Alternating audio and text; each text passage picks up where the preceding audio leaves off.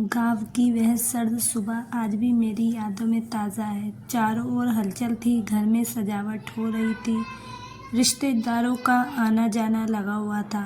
आखिर मेरी शादी जो थी, हर कोई खुश था, हर चेहरे पे मुस्कान थी। लेकिन उसी खुशी के बीच एक ऐसा हादसा हुआ जिसने मेरे दिल पर हमेशा के लिए एक गहरा घाव छोड़ दिया। मेरी एक छोटी बहन है रिया, उम्र में मुझसे करीब 8 साल छोटी है। माँ के जाने के बाद मैंने ही उसे पाला था। मेरे लिए वह सिर्फ बहन नहीं, मेरी बेटी जैसी थी। उसकी हंसी मेरे लिए दुनिया की सबसे बड़ी खुशी थी। हमारा परिवार बहुत अमीर नहीं था। पिताजी एक छोटे किसान थे और घर की हालत बस ठीक ठाक ही थी। फिर भी हमने कभी किसी के सामने हाथ नहीं फैलाए। रिया हमेशा सादे कपड़े पहनती थी, लेकिन उसकी आंखों में एक अलग ही चमक होती थी, मासूमियत और आत्मसम्मान की। शादी के दिन घर में बारात आने वाली थी। सब लोग तैयारियों में व्यस्त थे। मैं भी अपने कमरे में बैठा सोच रहा था कि मेरी ज़िंदगी का एक नया अध्याय शुरू होने वाला है। तभी मैंने देखा कि रिया धीरे धीरे मेरे कमरे में आई। भैया, उसने धीमी आवाज़ में कहा। मैंने उसकी तरफ देखा। वह बहुत सुंदर लग रही थी, साधारण सी गुलाबी साड़ी में, जो शायद उसने किसी से उधार ली थी। क्या हुआ रिया? मैंने पूछा। वह मुस्कुराने की कोशिश करते हुए बोली, भैया, आज आपकी शादी है, मैं बहुत खुश हूँ। मैंने उसके सिर पर हाथ फेरते हुए कहा, और मैं सबसे ज़्यादा खुश हूँ कि मेरी बहन मेरे साथ है। लेकिन उसकी आंखों में कहीं ना कहीं एक हल्की सी उदासी भी थी, जिसे मैं उस वक्त समझ नहीं पाया। थोड़ी देर बाद बारात आ गई। ढोल नगाड़े, नाच गाना, शोर शराब, पूरा मोहल्ला खुशियों से भर गया। दुल्हन पक्ष के लोग भी मेहमानों का स्वागत कर रहे थे। इसी बीच राधा मेहमानों को पानी और नाश्ता दे रही थी। वह पूरे दिल से सेवा कर रही थी। लेकिन तभी कुछ दुल्हन के रिश्तेदारों की नज़र उस पर पड़ी। ये लड़की कौन है? एक औरत ने पूछा। दूसरी ने हंसते हुए कहा, पता नहीं, शायद कोई काम वाली होगी, या फिर कोई भिखारी जो खाने के लालच में आ गई हो। उनकी बात सुनकर मेरे कानों में जैसे आग लग गई। लेकिन उससे पहले कि मैं कुछ कह पाता, मैंने देखा कि रिया वहीं खड़ी थी और उसने सब सुन लिया था। उसकी आंखों में आंसू थे, लेकिन उसने किसी को कुछ नहीं कहा।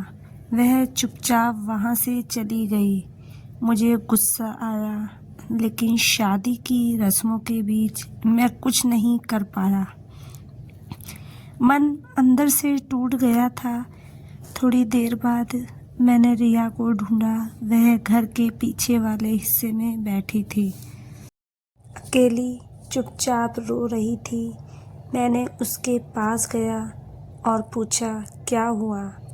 वह जल्दी से आंसू पोंछते हुए बोली, कुछ नहीं भैया, बस थोड़ी थक गई हूँ। मैंने कहा, मुझसे झूठ मत बोलो, मैंने सब सुन लिया है। अब वह खुद को रोक नहीं पाई। वह फूट फूट कर रोने लगी। भैया, क्या मैं सच में इतनी गरीब दिखती हूँ कि लोग मुझे भिखारी समझते हैं? उसने कांपती आवाज़ में पूछा। उसका सवाल मेरे दिल को चीर गया। मैंने उसे गला लगा लिया। नहीं रिया, मैंने कहा, तू मेरी बहन है और मेरे लिए सबसे कीमती है। लोग क्या कहते हैं, इससे कोई फ़र्क नहीं पड़ता। लेकिन मैं जानता था कि फ़र्क पड़ता है। शब्दों के घाव बहुत गहरे होते हैं। उसी समय मैंने एक फ़ैसला किया। मैं रिया का हाथ पकड़कर उसे सबके सामने ले गया।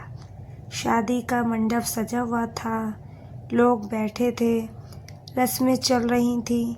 मैंने सबसे कहा, मैं आप सब में कुछ कहना चाहता हूँ। लोग मेरी तरफ देखने लगे।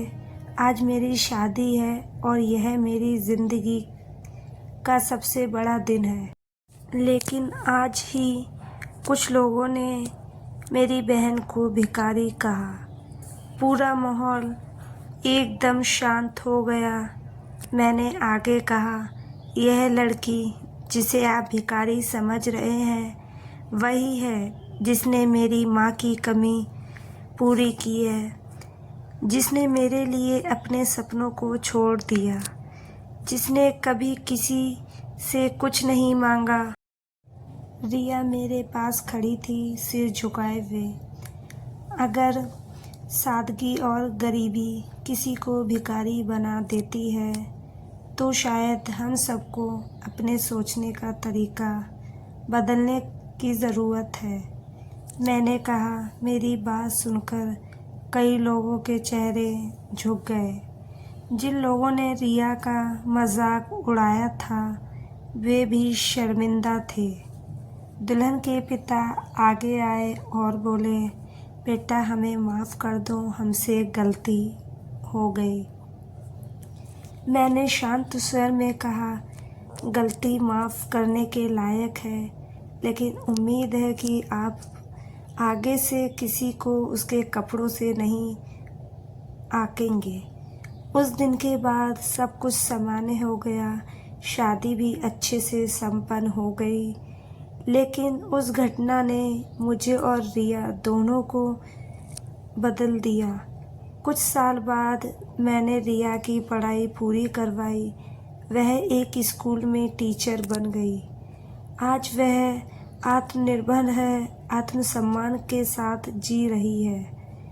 कभी कभी हम उस दिन को याद करते हैं। रिया हंसते हुए कहती है, भैया अगर उस दिन उन्होंने मुझे भिखारी ना कहा होता तो शायद मैं इतनी मजबूरी नहीं बन पाती।